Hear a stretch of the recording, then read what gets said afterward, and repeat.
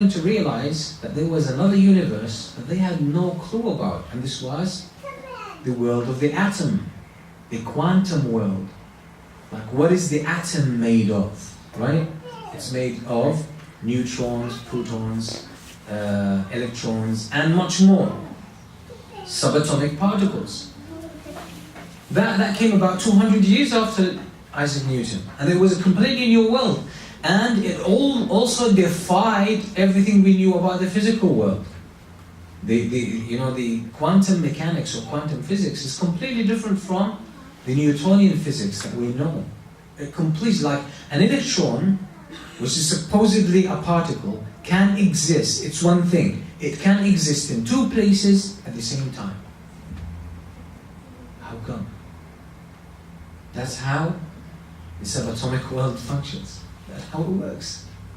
So every time we think we know something, or something new comes up. And when they discovered the DNA, by the way, right, in the early 20th century, they thought we figured out life, right? And then new things just came up. So from genetics, they figured out, or they thought genetics was the end of life. They were going to decipher life and understand human life and be able to understand it fully, and how people live and how people die and how people get their traits. Then some new things started to emerge. They figured out, hey, it's not only the genetics that are responsible for human life, there's much more than that. And now they're studying these things, and almost every year they're discovering something new that shatters what we know before and sidelines it. So they had genetics, then they had epigenetics that came later that transcended genetics, and it challenged everything we knew about genetics. And so on and so forth. So humans, like whatever we know, by the way, we're always arrogant, but whatever we know is going to be very, very, very small. We don't even know, we haven't discovered even the universe. We're a tiny, speck of dust in this universe, and we don't know about this huge, vast universe. So what we know is very little, even about ourselves, by the way. Even about ourselves. So this should cause us to be humble. Then he says, okay, وَسِعَ كُرْسِيُّهُ السَّمَاوَاتِ وَالْأَرْضِ. The seat, his seat encompasses the heavens and the earth, and the preservation of both does not tire him, for he is the most high, the greatest. So again, that shows that,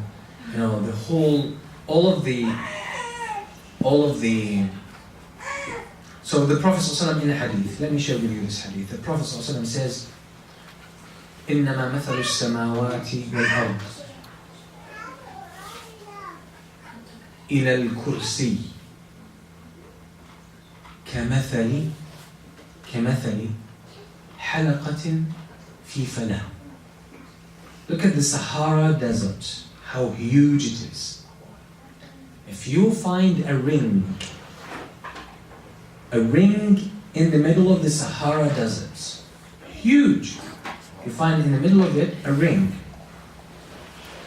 The Prophet ﷺ says, the vastness of the earth and the heavens, the skies, the universe as we know, as we still know some of it, but this whole vast universe, the space, is compared to the seat of Allah. Compared to the seat of Allah, which is the kursi. The kursi is similar to that ring in the desert. It's nothing. This whole space that we actually are insignificant part of it. Literally insignificant part of it. So we know that Allah subhanahu wa ta'ala is way beyond our knowledge, way beyond our capacity. And just maintaining the heavens and the earth is not a difficult task for Allah. All he does, he just says kun fayakun. He says be, and that's it. Everything falls in place. Then Allah subhanahu wa ta'ala says, لا إكراه في الدين قد تبين الرشد من الغي فمن يكفر بالطاغوت ويؤمن بالله فقد استمسك بالعروة الوثقى لا انفصام لها والله سميع عليم. الله ولي الذين آمنوا يخرجهم من الظلمات إلى النور والذين كفروا أولياؤهم الطاغوت يخرجونهم من النور إلى الظلمات أولئك أصحاب النار هم فيها خالدون. Allah says that there be no compulsion in religion. So in Islam, He said there's no compulsion. No one can be forced into Islam, because Islam means submission. If you are forced, this contradicts the word submission. So there's no coercion. You cannot force someone into Islam. No. It has to come from their heart. If it doesn't come from the heart, it's not acceptable and doesn't count. I think we talked about that, and I just wanted to highlight Ayatul Kursi again. And then we said Allah subhanahu wa ta'ala is the friend and the guardian of the believers. He brings them out from darkness into the light. Allah shows you the truth.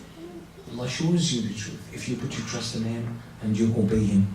And الَّذِينَ كَفَرُوا, the disbelievers, their guardians are the false gods who lead them out of the light into the darkness. From the light into the darkness. So these people who reject Allah and they hold on to false gods, whether it's money, whether it's wealth, whether it's science, whatever it is, they hold on to it. They think they're doing well, by the way. They think they are, going through life intelligently and they have figured out life, but they don't realize that they're actually being dragged into darkness. And when will they know that? Usually when it's too late, the moment of death.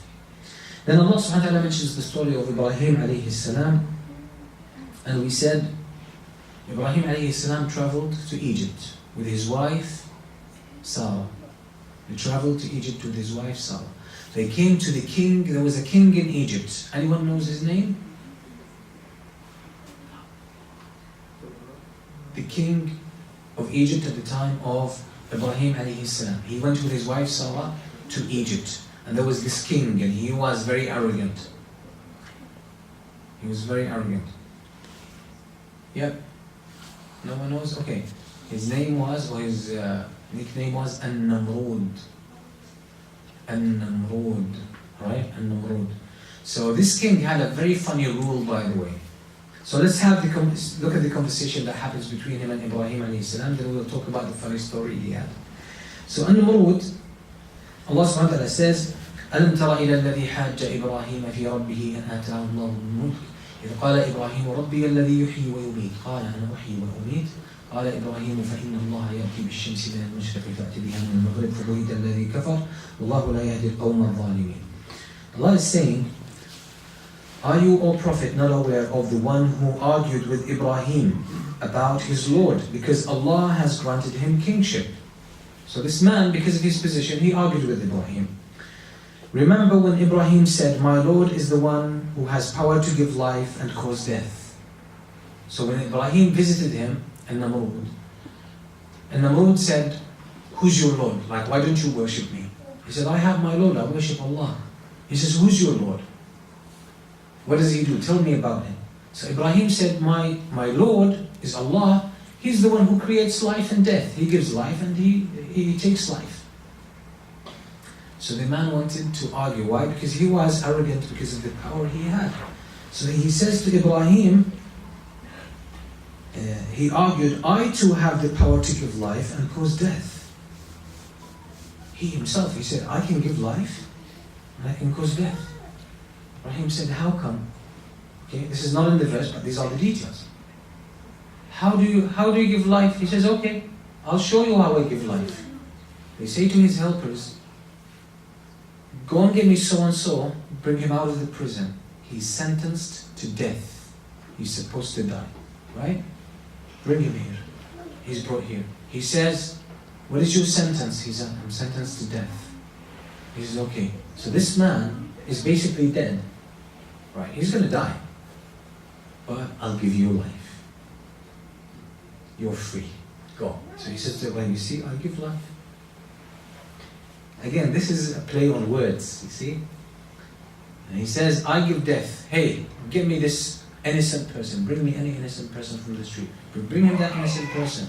He says, okay, this is a live person. Now I can cause death. Kill him. Chops off his head. You see? He says to Ibrahim, I can give life and I can give death. I can take life away as well. So Ibrahim said, okay, you're going to play on words. I'm going to give you a real challenge. So Ibrahim challenged him. He said, Allah causes the sun to rise from the east, so make it rise from the west. Okay, now you can't play in words. Allah causes the sun to rise from the east. Okay, show me what power you have. You make it rise from the west. So the disbeliever was dumbstruck. He didn't have an answer, obviously, and he was exposed. And Allah does not guide the wrongdoing people. Now, what's the story of Namrud? Namrud had a rule. If he saw a woman that he liked, okay, even if she's married, he would take her as his own wife. So if she was married, he would force her husband to divorce her, and he would take her to be his own wife. And if she had no husband, he would take her unless she had a father or a brother. If she had a father or a brother, that's his own rule. He cannot take her without the permission of the father or the brother. Strange rule, but that's his rule. Ibrahim alayhi salam, and that shows the intelligence of Ibrahim alayhi salam. He understood that rule before he walked into Egypt. You want to know the people you're dealing with. You can't just be, have your assumptions and be naive and ignorant and just go into a country and start behaving it the way you like. You have to be careful. So Ibrahim goes in and he has his wife Sarah. So he goes to meet the Namrud and he notices Namrud is looking at Sarah. And he can see that Namrud likes Sarah.